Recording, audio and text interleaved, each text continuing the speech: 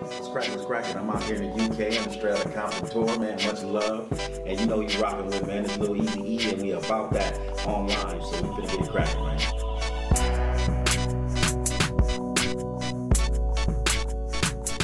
And I heard recently that Carlos Miller and all the rest of them niggas, I think Sleepy Brown from the Outkast crew. Big up to Sleepy Brown. I knew Sleepy Brown. I know him as Pat because my bitch used to work up at Magic City and he used to be all on my bitch. I'd be like, all right, Pat. But he was hella cool. I used to be at the dungeon when I first moved to Atlanta, and I seen Shorty B that played with Yuck and them from the Bay, play on Too Short shit.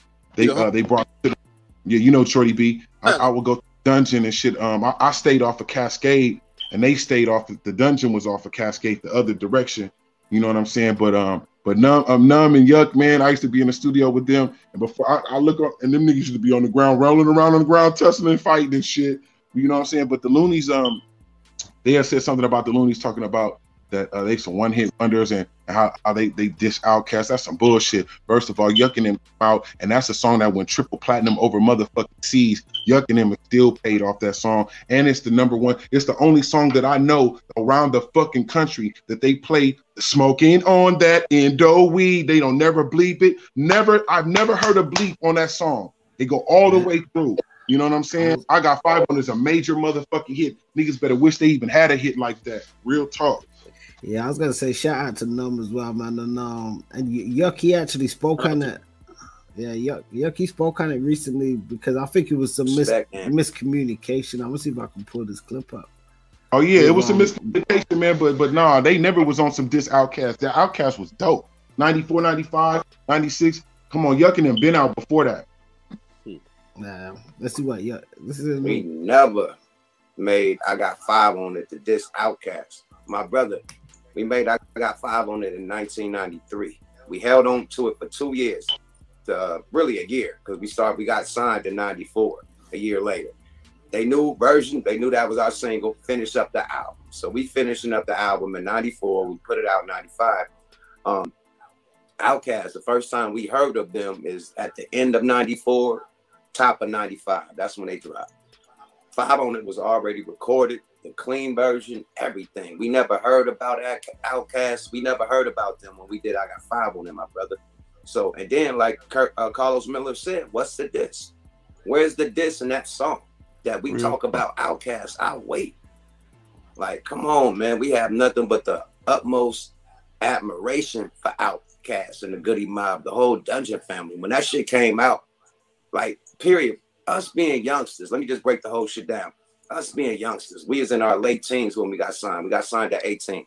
We dropped our album when we was 20. Me and them same age. So in junior high school and high school, we was admiring the young artists, you know what I mean? Because it gave us motivation that we could hopefully get a deal in junior high school or high school. You know what I mean? At first we had rated PG young artists. We had Another Bad Creation. We had Crisscross. You know, shit like that. You know what I mean? Real PG-13, you know what I mean? Clean rap. Then, you know, we start getting the heat, you know what I mean? Start getting motherfuckers that's killing their ass. We got Leaders of the New School, Busta Rhymes and them, and Dingo D and Charlie Brown. They was in high school. They did their video. Just another case of PTA. They rapping in junior high school. That was our motivation. I mean, in high school, like, yo, these niggas is coming out of high school and they down with Tribe. You know what I mean? So Busta Rhymes, Leaders of the New School. Then Redman came and Dies Effects and them came. So that was our motivation far as, you know what I mean, lyrical wise. You know what I mean? How we came up with, you know what I mean, like the funny style of gangster hip hop. You know what I mean? We was doing gangster hip hop, but it had a Redman type of, you know what I mean, Devin the Dude type of approach, because we'd switch our voice up, make crazy, you know what I mean, voices and shit or whatever, skits and shit or whatever. And we have funny punchlines, you know what I mean? So that was our approach before we ever heard of Outkast. So when we did finally hear the Outkast album, we was glued to the shit. You know what I mean? It came out right after All Eyes on Me. You know what I mean? So All Eyes on Me, not All Eyes on Me, Me Against the World. So Me Against the World dropped in 94. Pac shit. So Pac had a group that will eventually become the Outlaws named Dramacidal on it. So we hear Dramacidal like, oh shit.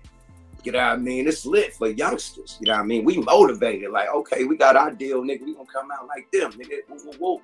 It was motivation. When we heard Onyx, motivation. Fucking hieroglyphics was our main motivation. This niggas is from Oakland. They in high school. Dale the Funky Homo Sapien. Fucking Ice Cube cousin. Like, that was our motivation. Like, young niggas is out here making moves. Period. Before we ever heard of an Outkast. Our motivation was a hieroglyphics, Souls of Mischief, Onyx, you know what I mean? The young niggas kicking up dust before we ever heard of Outkast. Then when we finally heard Outkast, after we made 5 on it 2 years prior, we loved Outkast. We like these niggas, and we took it like these dudes really listen to real New York hip hop because they got a New York type of style with they down south slang. You know what I mean? We like they rap like some New York niggas. Because if you rapped it dope and like but metaphors and bars and shit, everybody say you rap like a New Yorker back in the day. They'll never just say that you gassing. So we like, okay, they got that New York type of style, like the hieroglyphics, like us. Like we all got that style. You know what I mean? Like everybody that was coming from different areas that had that metaphoric type of style, they'd say, oh, you sound like a New Yorker. So when we heard them, we was like, oh, they killing it. They did like on some tribe shit. You know what I mean? Slash, you know what I mean? Player shit. So we loved it. We never had no problem with Outkast. I don't know who talked to you, Sleepy Brown. It definitely wasn't a Luniz member. You know what I mean? It definitely wasn't, because I done been to the dungeon with Shorty B, Too Short producer that used to play all the guitars on all the Too Short Dangerous music. He was there in the dungeon with Rico Wade. So we come out there.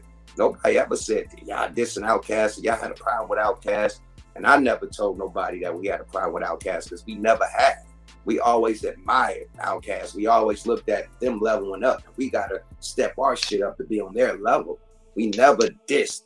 If it was a diss, where's the diss? The people we was beefing with at that time was Master P and Too Short. That's it. You hear us dissing them all through the album. You don't hear one motherfucking Outkast diss on Operation Stackola or I Got 5 on it. Right. Enough said. Well said. Hell yeah. Hell yeah, that's real shit. Well said, you know. Big up to the Dungeon family and all of them. Rico Wade, Outkast, Big Boy. You know what I mean? The whole Dungeon squad. Ain't no dissing or nothing. Niggas just keeping it real. We loved Outkast, and ain't nobody diss no Outkast, especially yucking them. And I Got 5 on it was a hit. So Carlos Miller, y'all don't know what the fuck y'all talking about. Y'all niggas was too young. Go sit your ass down somewhere. Exactly. Peace, family. Don't forget to like, share, and subscribe, and check us out on bout.online.com. Don't forget to check us out on Facebook for exclusive playlists and social media for all different types of segments and content.